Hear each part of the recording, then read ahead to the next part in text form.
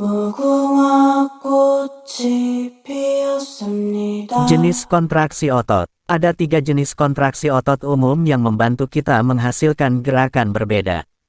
Kontraksi otot isotonik, isometrik, kontraksi otot dan kontraksi otot isokinetik.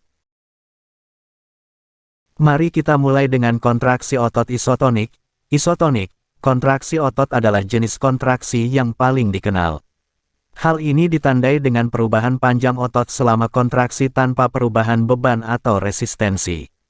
Ada 2 jenis otot isotonik, kontraksi konsentris, dan kontraksi eksentrik kontraksi konsentris.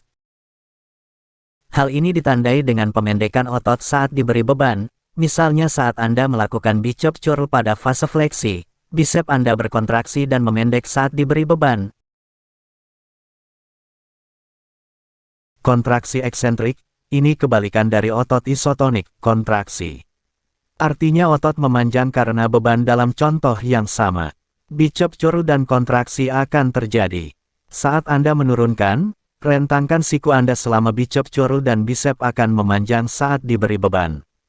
Contoh lain dari kedua jenis kontraksi ini dapat kita lihat pada otot paha depan, saat melakukan the box step up saat melangkah ke atas kotak, paha depan memendek karena beban artinya kontraksi konsentris, saat melangkah kembali ke posisi awal paha depan, memanjang karena beban kontraksi eksentrik, yang juga membantu menahan berat badan dan mencegah terjatuh. Jenis kontraksi otot yang kedua adalah kontraksi otot isometrik. Berbeda dengan kontraksi otot isotonik dan kontraksi otot isometrik. Tidak ada perubahan panjang otot. Selama kontraksi, misalnya pada latihan papan, rectus abdominus telah menstabilkan batang tubuh tanpa mengubah panjangnya. Jika kita melihat kembali bicep curl, kontraksi isometrik berarti Anda akan berhenti selama melakukan gerakan dan secara statis. Pegang beban tanpa menekuk atau memanjangkan siku Anda. Dan terakhir kita mengalami kontraksi otot isokinetik. Kontraksi isokinetik mirip dengan kontraksi isotonik di mana panjang otot berubah. Selama kontraksi, perbedaan antara kontraksi isotonik dan kontraksi ini adalah kontraksi isokinetik menghasilkan gerakan dengan kecepatan konstan.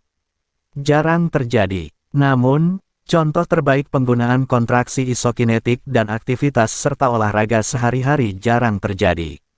Namun, contoh terbaik dari jenis kontraksi ini adalah gaya dada saat berenang di mana air memberikan perlawanan yang konstan terhadap gerakan aduksi.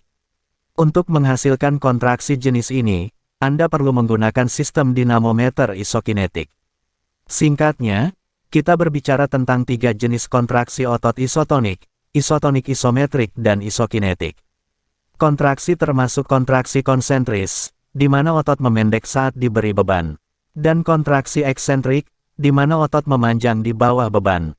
Kontraksi isometrik ketika otot tidak berubah panjang saat diberi beban. Dan kontraksi isokinetik ketika otot berubah panjang selama kontraksi dan menghasilkan gerakan dengan kecepatan konstan. Edukasi dari praktek fisioterapi Kaju, oleh F. T. R. Sayed.